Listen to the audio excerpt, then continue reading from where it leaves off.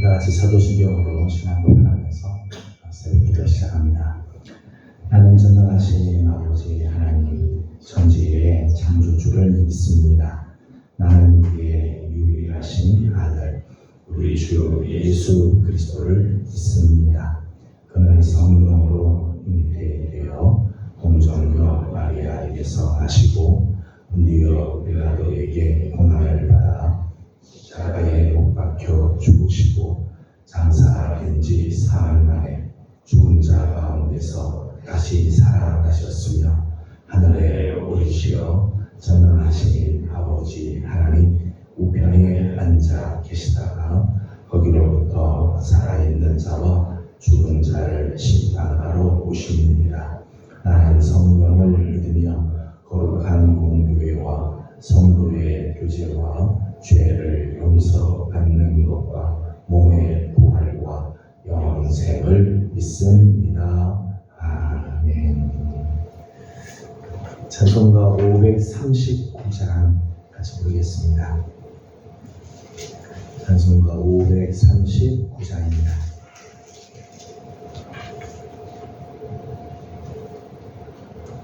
너 예수께 조용히 나가 내 모든 짐 내려놓고 주 십자가 사랑을 믿어 죄사함을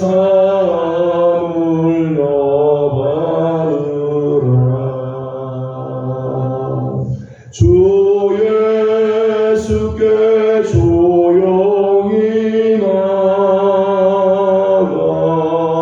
내 마음을 쏟아놓으라. 너를 미리 보시는 주님 그는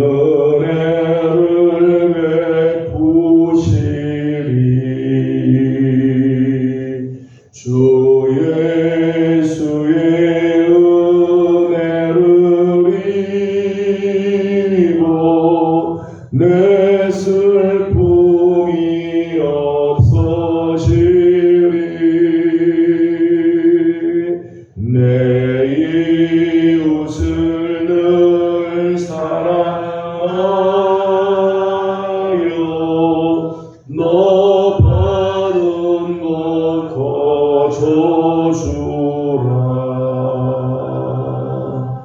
주 예수께 조용히 나가 내 마음을 쏟아놓으라.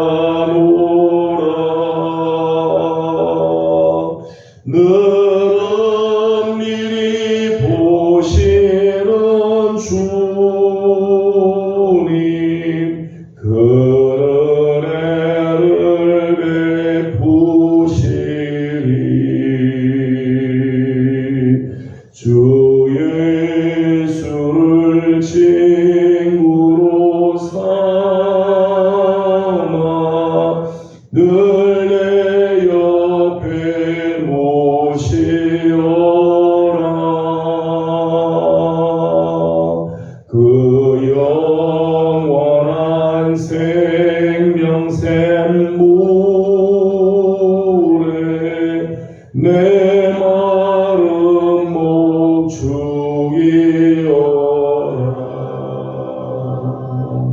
주 예수께 조용히 나가 내 마음을 쏟아놓으라. 너는 미리 보시는 주님 그는 은혜를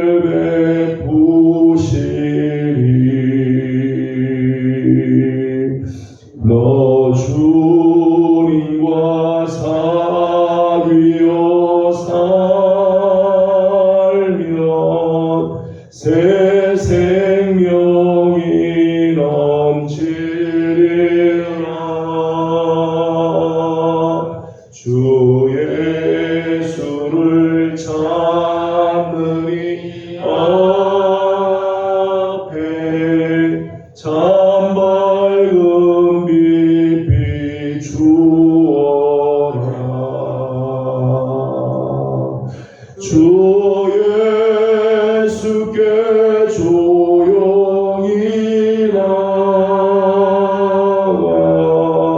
내 마음을 쏟아놓으라. 너는 미리 보시는 주님 그 은혜를 베푸시리.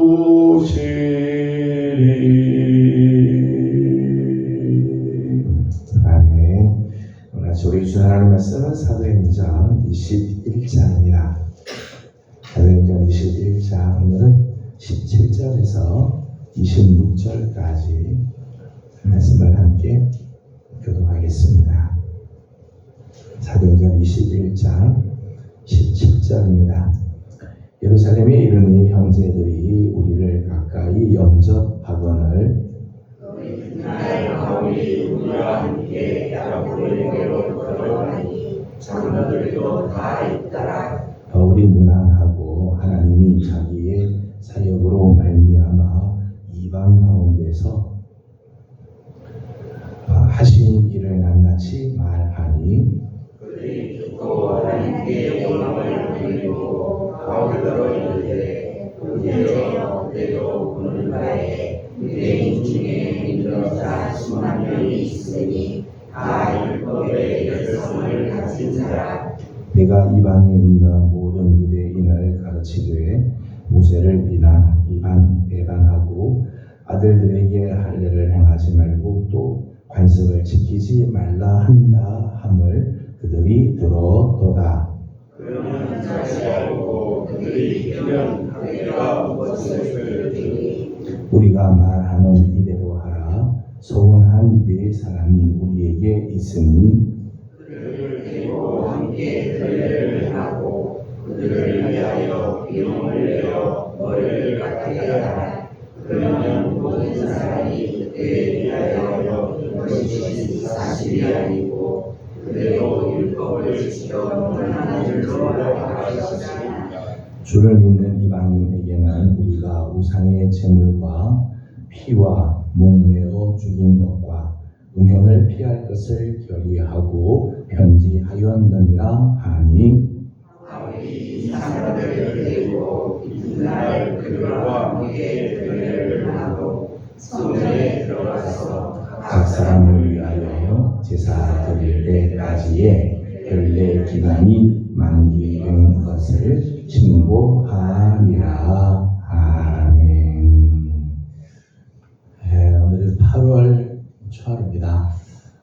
벌써 올해도 7달 지나가고 이제 8월을 맞이합니다. 무더운 날 불볕더위가 계속되지만 8월 한 달도 주의 은혜로 시작하고 알파와 오메가 되신 우리 주님께서 8월의 처음부터 마지막 우리 사랑하는 성도들을 은총의 날개로 지켜주시고 십자가의 그늘 아래 우리 성도들을 머무는 복된 성도들이 되기를 소망합니다.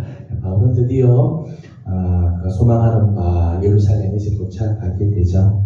많은 성도들이 성령의 감동을 받아서 예루살렘에 올 것을 만류하고 예루살렘에서 절박과 환란이 기다릴 것에 대해 성령께서 말씀하시는 것을 알면서도 예루살렘으로 오게 됩니다.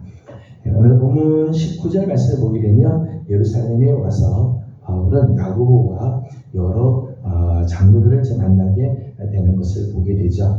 18절과 19절을 같이 보도록 하겠습니다. 18절, 19절입니다. 시작.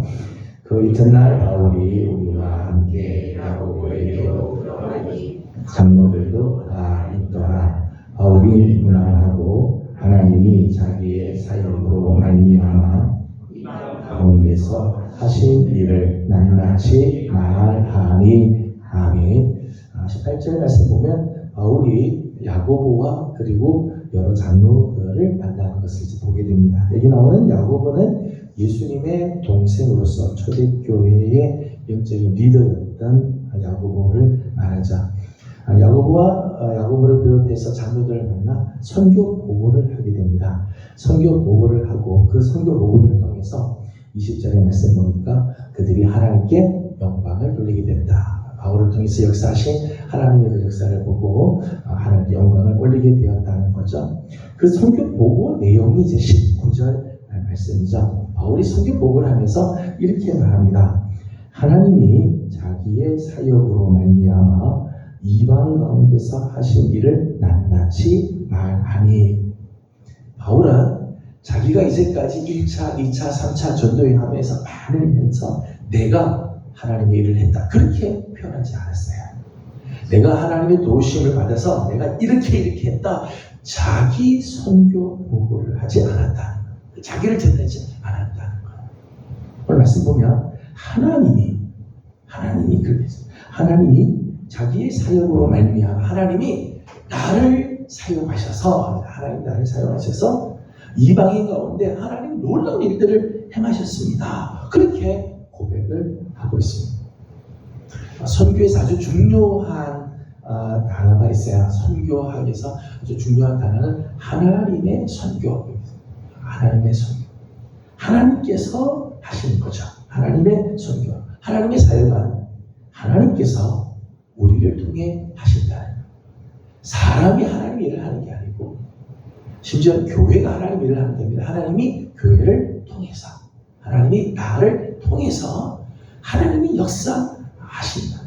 사역의 주체가 하나님이라는 거예요. 그러니까 바울이 아주 이 부분에서 분명하게 이야기를 하죠. 사실 우리가 사도행전 봅니다만 바울의 사역들이 참 얼마나 많은 사역, 그 사역하는 동안에 바울이 얼마나 많은 헌신들을 했습니까? 1차, 2차, 3차 전도 여행을 통해서 많은 일을 했지만 바울은 하나님께서 나를 통해 당신의 일을 하신 것입니다, 그렇게 고백을 하죠. 종된 자들에게는 늘 이런 유혹이 있습니다. 뭔가 자신이 뭔가를 한 것처럼 드러내고 싶어하는 유혹이 있다는 거예요. 종들 앞에 서 있는 이 사역자들이 늘 이런 유혹들이 있죠. 저한테도 그런 유혹들이 있어요. 내가 뭘 한다, 뭔가 내가 한 것처럼 자꾸만 이야기를 하고 싶어한다. 그러나 종은 종의 마음을 가지. 종은 종이죠. 종이 절대 주인의 자리에 있으려고 하거나 종이 드러나는 자리에 있으면 안 돼요. 누가복음 17장 10절에 이렇게 말씀합니다. 이와 같이 너희도 명령을 받은 것을 다 행한 후에 이르기를 우리는 무익한 종이라 우리의 하여야 할 일을 한 것뿐이라 할지니라. 하나님께 일하는 주의 종들은 이런 마음을 가져야 돼요. 하나님의 명령을 받아서 다 일을 하고도 하나님께 뭐라고 고백한다면, 하나님 우리는 무익한 종입니다. 내가 능력이 있어서, 내가 실력이 있어서, 내가 뭐 잘해서, 지혜가 있어서 이거 한 거 아닙니다. 그저 내가 해야 할 일을 그저 한 것뿐입니다, 그렇게 말하라. 바울이 참 귀한 모습이죠. 선교 보고하면서 하나님께서 나를 통해 이런 일을 했습니다, 하나님을 드러내고 하나님을 나타내는 큰 귀한 보고를 하였습니다. 이렇게 선교 보고를 하고 하나님께 영광을 올려 드리게 되는데, 20절 말씀을 보겠습니다. 20절입니다. 시작. 그들이 들고 하나님께 영광을 돌리고 바울더러 이르되 나의 유대인 중에 믿는 자 수만 명이 있으니 다 율법의 열성을 가진 자라. 아멘. 자, 이렇게 바울의 선교 보고를 듣고는 하나님께 영광을 올려드리게 되죠. 하나님께 영광을 올려드리게 됩니다. 근데 이제 오늘 20절 말씀을 보면 이제 초대교회 예루살렘 교회와 관련된 많은 이제 성도들이 있는데, 그 중에 유대인 중에서 믿는 사람들이 굉장히 많았던 것 같아요. 수만 명이라 그렇게 표현했어요. 유대인 중에서 예수 그리스도의 복음을 듣고 예수님을 믿는 자들로 돌아온 자들이 있었다는 거예요. 그런데 이 사람들의 특징을 보니까 마지막에 이렇게 돼 있어요. 이 사람들이 다 율법의 열성을 가진 자가, 온전히 복음에 사로잡히고 복음에 매여 있고 복음에 정말 뜨거운 마음이 있는 게 아니라 예수를 믿음에도 불구하고 여전히 율법의 열성을 가진 자라는 거죠. 율법에 매여 살고 있다는 거예요. 여전히 다른 말로 표현하면 예수를 믿긴 하지만 아직까지 옛날 모습을 간직하고 있는 사람들이죠. 연약한 신앙인의 모습을 하고 있는 사람이래요. 예수를 믿긴 하지만은 아직까지 온전한 신앙의 삶을 살지 못하고 있는 사람이라. 이런 사람들이 예루살렘 교회에 많이 있었다는 거예요. 이런 유대인들이 수만 명이 있을 정도였다는 거예요. 21절 말씀 보면 예루살렘 교회에 고민이 하나 생겼습니다. 바울이 선교 여행을 마치고 와서 선교복을 하고 하나님을 영원롭게 해드리면서 동시에 이 예루살렘 교회에 고민이 하나 생겼습니다. 21절을 읽어보겠습니다. 21절입니다. 시작. 내가 이방에 있는 모든 유대인을 가르치되 모세를 배반하고 아들들에게 할례를 행하지 말고 또 안식을 지키지 말라 한다 함을 그들이 들어보라. 아멘. 21절 말씀 보니까 바울이 선교를 마치고 와서 선교복을 해서 참 하나님의 그 놀라운 선교를 보고함으로 하나님께 영광을 돌리지만은 바울에 대한 소문들이 막 있어요. 각처에 있던 유대인들이 막 와가지고 바울이 예전에 이렇게 했다라고 하는, 바울이 이런 걸 가르쳤다라고 이렇게 막 전하는 것들이 있다는 거예요. 그 내용이 뭔가 하면 바울은 모세를 배반했다. 또 아들들에게 할례를 금했다. 그리고 우리가 이제까지 지켜왔던 그 관습을 지키지 말라고 했다. 그렇게 사람들이 와서 이야기했다. 바울이 같이 전도 다니면서 모세를 배반하고 할례를 거부하고 관습을 지키지 말라고 가르친 것처럼 사람들이 막 이야기했다. 이런 이야기를 사람들이 하게 될 때 예루살렘 교회와 관련되어 있던 이 유대인 중에 믿는 연약한 성도들이 막 흔들릴 거라. 그러니까 바울이 예루살렘 교회에 오긴 왔지만은 이런 소문들이 들리고 이런 이야기 때문에 유대인 중에 연약한 신앙인들의 사람들이 부담스러워하고 저들이 막 흔들릴 것 같은 그런 고민이 생기는 거죠. 예루살렘 교회의 이제 고민거리였습니다. 이런 고민에 대해 23절과 24절 말씀 보면 저들이 한 가지 대안을 내어놓았습니다. 23절, 24절입니다. 시작. 우리가 말하는 대로 하라. 서원한 네 사람이 우리에게 있으니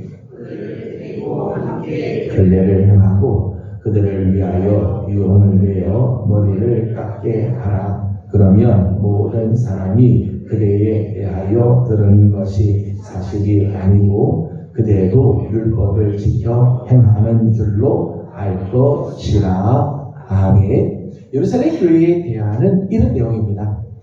당신이 지금 바울이 선교여행을 하면서 이렇게 관습 지키지 않는다, 그렇게 가르쳐 지키지 말라고 가르친 것처럼 이야기하니까 당신이 유대인의 관습도 지키고 율법을 지키는 것을 보여주면 어떻게 했느냐, 그런 대안이죠. 지금 예루살렘 교회 안에 하나님 앞에 서원을 한 사람, 나실인 서원을 한 사람이 네 사람이 있는데 이 모든 기간을 다 마쳤다는 거예요.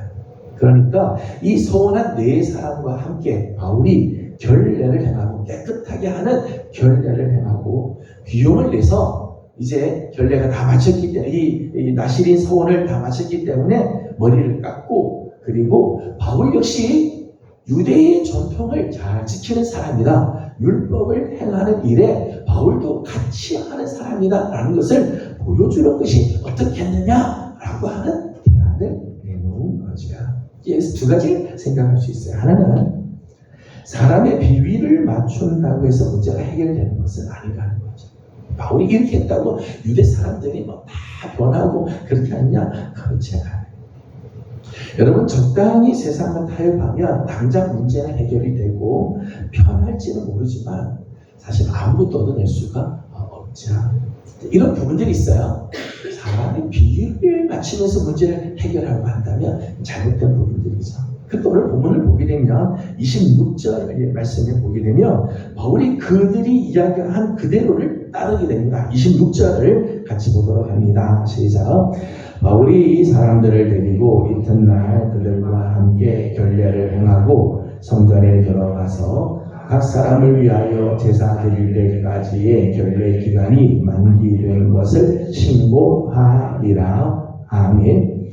26절 말씀 보면 그럼에도 불구하고 바울은 예루살렘 교회가 제안하였던 내용들을 받아들이죠. 그래서 이튿날 그들과 함께 결례를 행하고 결례 기간들이 다 만기되었다, 다 마치게 되는 것을 성전에 가서 신고를 하여 됩니다. 바울이 이렇게 한 이유가 뭘까 하는 거죠. 바울이 이렇게 했던 이유가 뭘까? 바울이 예전 같았으면 무슨 소리냐? 복음이 중요하다. 율법을 우리는 절대 하면 안 된다. 그렇게 하면 강하게 아마 나갔을 거예요. 그런데 오늘 보면 사도행전 21장에 와서 바울이 연약한 이 유대인 중에서 믿는 사람들, 연약한 신앙의 사람들을 보면서 이런 제안들을 할 때 바울이 받아들이고 그대로 행하게 되죠. 바울이 이렇게 행했던 이유는 두 가지 모습에서 생각할 수 있습니다. 하나는 연약한 성도를 위한 성숙한 배려죠. 성숙한 배려. 바울은 이렇게 안 해도 되죠. 율법을 이미 초월하고 복음의 사람이기 때문에 율법과 상관없이 살 수 있습니다. 바울은 떳떳하죠. 떳떳하게 살 수 있어요. 그러나 바울이 이렇게 하였던 것은 연약한 성도들을 그 신앙을 위해서 바울이 배려해 주는 거죠. 바울은 결코 유대인들이 두려워서 권세자들이 두려워서 타협한 게 아니라 연약한 성도들의 믿음을 세우기 위해 자신이 기꺼이 양보하는 배려를 했다는 거예요. 바울은 로마서를 보게 되면 내가 누구 앞에서도 고기 먹을 수 있대. 고기 먹을 수 있대. 내가 거룩한 자매와 더불어 결혼할 수 있대. 다 할 수 있지만은 내가 너희들을 위해서 너희들이 믿음이 연약해서 그것 때문에 시험 듣는다. 나는 한평생 고기 먹지 않겠다. 안 먹어도 돼. 복음 안에서 자유한 바울이 고기 먹을 수 있죠. 이 날에 대해서 자유할 수 있지만은 연약한 너희들, 우리 형제 중에 연약한 자 때문이라면 나 고기 안 먹을 수 있고 너희들이 원하는 대로 내가 지켜줄 수 있다라고 이 성숙한 모습이죠. 바울이 신앙이 점점 자라가면서 연약한 자를 배려할 줄 아는 모습이 있었다는 거예요. 또 하나의 이유는 복음을 전하기 위해서죠. 한 영혼이라도 복음에서 떨어지지 않게 하기 위해, 복음에 들어오게 하기 위해서 바울을 이렇게 합니다. 고린도전서 9장 20절 말씀을 보게 되면 바울이 이런 이야기를 하죠. 내가 율법을 초월하고 율법에서 자유하지만 율법 아래에 있는 자들을 얻기 위해서 내가 율법을 행하기도 하고, 내가 세상에 무할례자들을 내가 얻기 위해서 무할례자들 같이 내가 행동하기도 하고, 할례자를 얻기 위해서는 할례받은 자처럼 내가 행동하기도 한다. 그 이유는 한 가지라는 거죠. 한 영혼이라도 주께로 돌아오게 하기 위해 복음을 전하기. 바울이 예루살렘에 온 이유가 뭘까요? 바울이 예루살렘에 온 이유는 우리가 지난번 20장에서도 그렇게 말씀했잖아요. 20장 24절에 내가 주께 받은 사명 곧 하나님의 은혜의 복음을 증언하는 일을 마치려면은 나의 생명조차 조금도 귀한 것으로 여기지 않는다. 예루살렘에 가면 결박당하고 환난당하고 오해당하고 때로는 심지어 죽을 수도 있지만은 주님이 내게 주신 사명, 하나님의 은혜의 복음을 증언하는 그 일을 마치기 위해서, 또 복음을 증언하기 위해서 한 영혼이라도 하나님께로 돌아오고 한 영혼이라도 구원받게 하기 위해서 나는 예루살렘으로 간다는 거죠. 그래서 바울은 예루살렘에 와서 연약한 이 성도들, 예수를 믿기는 하지만 아직까지 율법에 열심해서 율법에서 벗어나지 못하는 그 사람들을 보면서 배려해주고 그 영혼들을 구원하기 위해 기꺼이 저들이 원하는 결례를 행하고 저들이 원하는 율법의 모습들을 보여주었다는 거죠.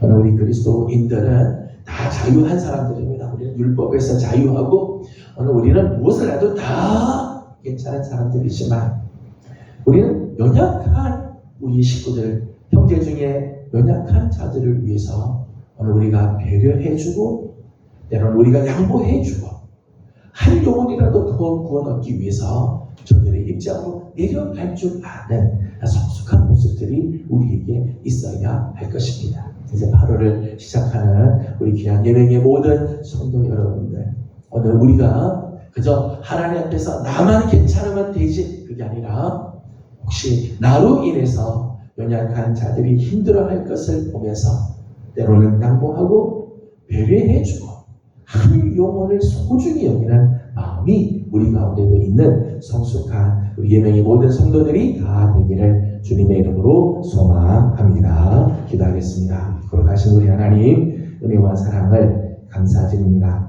7월 한 달 무더운 날씨 가운데서도 사랑하는 성도들을 은혜로 지켜주시고 오늘 8월 초 하루 주님 앞에 또 나와 첫 시간을 올려드리며 엎드립니다. 맞이하는 8월 처음부터 마지막까지 우리 사랑하는 귀한 종들, 예명에 속한 우리 모든 가족들을 주의 은혜로 지켜 주옵시고 하나님, 이번 한 달이 하나님을 영광롭게 해드리는 복된 한 달 되게 하여 주시옵소서. 하나님, 오늘 우리의 눈을 들어 연약한 자들을 볼 줄 알게 하여 주옵시고 성숙한 그리스도인들로 연약한 자들을 배려할 줄 알며 한 영혼이라도 주께로 돌아오기를 소망하며 그들의 입장에서 생각할 줄 아는 하나님, 우리 귀한 성도들 다 되게 하여 주시옵소서. 하나님, 우리 교회 안에 연약한 식구들이 많이 있습니다. 하나님, 긍휼히 여겨 주옵시고 치유하여 회복케 하시는 하나님의 손길을 사모합니다. 하나님, 긍휼히 여겨 주사 중한 질병과 싸우고 있는 분들,